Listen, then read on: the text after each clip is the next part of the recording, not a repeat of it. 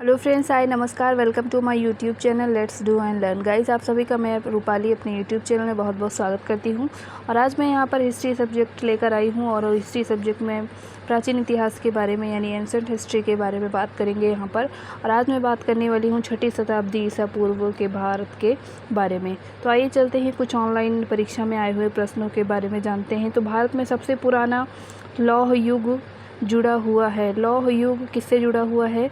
तो यहाँ जो सही उत्तर होगा उसके लिए ऑप्शंस हैं चित्रित धूसर मृद भांडों के साथ, काले और लाल मृद भांडों के साथ, गेरू रंग के मृद भांडों के साथ, या फिर उत्तरी काली पॉलिश वाले मृद भांडों के साथ। तो यहाँ ऑप्शन नंबर 1 सही है। ऑप्शन नंबर 1 सही होगा यहाँ पर इस क्वेश्चन के लिए। सबसे पुराना लौह युग जुड़ा हुआ है तो चित्रित धूसर मृद भांडों के साथ। गाइस, आप सभी से हाथ जोड़कर रिक्वेस्ट है कि जो लोग भी हमारी वीडियो को वॉच कर रहे हैं, आप सभी से हाथ जोड़कर रिक्वेस्ट है कि प्लीज़ प्लीज़ प्लीज़ आप सब हमारे यूट्यूब चैनल को सब्सक्राइब करें और हमारा भी सपोर्ट करें।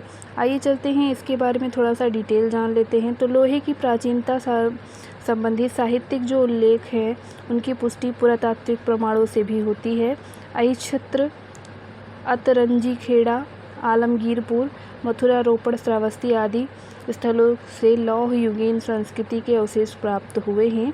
इस काल के लोग एक विशिष्ट प्रकार के बर्तन का प्रयोग करते थे जिसे चित्रित धूसर मृदभांड कहा जाता है। आइए अगले क्वेश्चन की ओर मूव करते हैं। अगला क्वेश्चन है यहाँ पर 6ठी शताब्दी ईसा पूर्व मगध में किसका विशाल भंडार था? तांबे का, टिन का, लेड का या लौह का? तो यहाँ जो सही आंसर होगा वो हो जाएगा लौह का।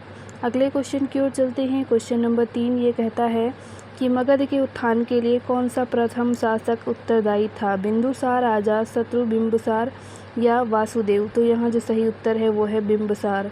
आइए थोड़ा सा डिटेल जानेंगे इसके बारे में। तो बिंदुसार मगध की गद्दी पर 554 ईसा पूर्व बैठा था। इसने राजगृह का निर्माण कर उसे अपनी राजधानी बनाया था और यह बौद्ध धर्म का अनुयायी था तथा चंड प्रद्योत अवंतिका शासक की सेवा में अपने राज्य वैद्य जीवक को भेजा। बिंबिसार की हत्या उसके पुत्र अजातशत्रु ने कर दी थी। मगध के उत्थान के लिए बिंबिसार ही उत्तरदायी था।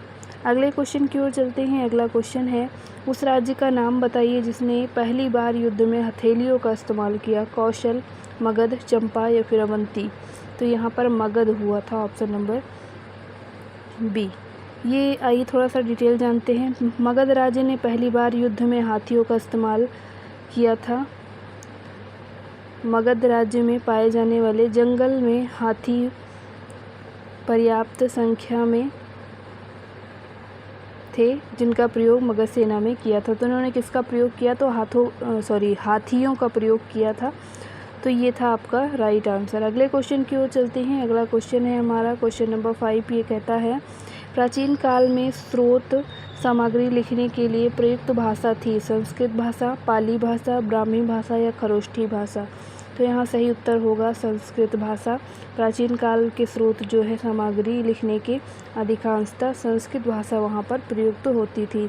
अगला क्वेश्चन है हेरोडोटस को माना जाता है इतिहास का जनक, भूगोल का जनक, राजनीति शास्त्र का जनक या फिर दर्शन शास्त्र का जनक? तो यहाँ जो सही उत्तर है वो क्या है? इतिहास के जनक माने जाते हैं हेरोडोटस। अगले क्वेश्चन की ओर चलते हैं। अलेक्जेंडर, जिनको सिकंदर भी कहा जाता है, और पोरस ने लड़ाई लड़ी थी हाइडेस्पीस की, झेलम की, पानीपत में या फिर तराइन में? तो यहाँ पर एक से ज़्यादा ऑप्शन सही होंगे। तो यहाँ पर आइए डिटेल जानते हैं। पहले यूनानी स्रोतों के अनुसार पौरव राजा पोरस के साथ सिकंदर का प्रथम प्रसिद्ध युद्ध है हाइडेस्पीस नदी के किनारे हुआ था। इस युद्ध में पोरस की हार, परंतु सिकंदर ने पोरस की बहादुरी से प्रभावित होकर उसके राज्य को वापस कर दिया और उससे मित्रता कर ली। झेलम नदी को ही यूनानी भाषा में हाइडेस्पीस कहा जाता है। इस प्रकार विकल्प ए और यहाँ पर दोनों ही सही हैं। अगले क्वेश्चन की ओर मूव करते हैं। अगला क्वेश्चन है किसने सेना की ग्रीक शासक सिकंदर के साथ झेलम नदी के तट पर मुकाबला किया? एमबी ने, चंद्रगुप्त मौर्य ने, पोरस ने या फिर घनानंद ने? तो पोरस ने किया था, ऑप्शन नंबर सी यहाँ पर सही उत्तर होगा। अगले प्रश्न की ओर चलते हैं। यहूदियों के धार्मिक पाठ का नाम है, क्या नाम है? सूक्ति संग्रह, मूसा संहिता, त्रिपिटक या फिर जैन अवेस्ता? तो यहाँ जो सही उत्तर है ऑप्शन नंबर बी सही है, मूसा संहिता। थोड़ा सा डिटेल जानेंगे। यहूदियों के धार्मिक पाठ का नाम मूसा संहिता है और इनका पूजा स्थल सिनागॉग के नाम से जाना जाता है। त्रिपिटक बौद्ध और जैन अवेस्ता पारसियों का पवित्र ग्रंथ है। अगले क्वेश्चन की ओर चलते हैं। यहाँ पर आपको मगध के राजवंशों को कालानुक्रम बताना है। नंद पहला, दूसरा कथन कहता है शिशुनाग, तीसरा कथन कहता है मौर्य, चौथा हर्यक। तो यहाँ आपको सीरीज से लगाना है। पहला ऑप्शन कहता है 4 2 3 1, दूसरा ऑप्शन कहता है 2 1 4 3, तीसरा ऑप्शन कहता है 4 2 1 3 और लास्ट ऑप्शन कहता है 3 1 4 2। तो यहाँ क्वेश्चन नंबर 10 का जो राइट आंसर होगा यहाँ पर 4 2 1 3 4 2, यानी पहले नंबर पर ये होगा, उसके बाद दूसरे नंबर पे ये होगा, तीसरे नंबर पे ये होगा और चौथे नंबर पे ये होगा। तो ये था आपका सही उत्तर। आइए थोड़ा सा डिटेल जानेंगे। दिए गए मगध, तो इन्होंने उसी को कालक्रम के अनुसार, यानी दिए गए मगध के राजवंशों का कालानुक्रम इस प्रकार है।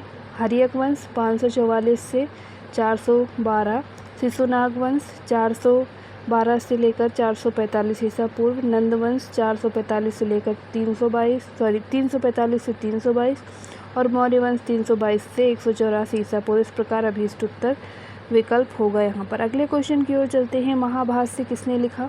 महाभाष्य किसने लिखा? तो गार्गी ने, मनु ने, बाण ने या फिर पतंजलि ने। तो ऑप्शन नंबर यहाँ पर डी सही होगा। महाभाष्य पतंजलि ने लिखी है। आइए थोड़ा सा डिटेल जानेंगे। महाभाष्य के रचनाकार पतंजलि थे। इस ग्रंथ से यह जानकारी मिलती है कि मौर्य शासकों ने आर्थिक संकट से उबरने के लिए देव प्रतिमाएं बनवाकर बिकवाई थी।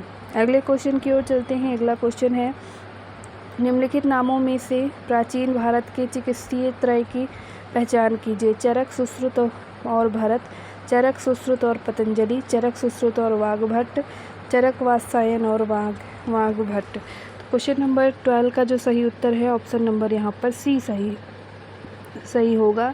चरक, सुश्रुत और वाग्भट, ऑप्शन नंबर सी यहाँ पर सही उत्तर होगा। अगले क्वेश्चन की ओर चलते हैं। अगला क्वेश्चन कहता है, प्राचीन काल में स्रोत सामग्री लिखने के लिए प्रयुक्त भाषा थी।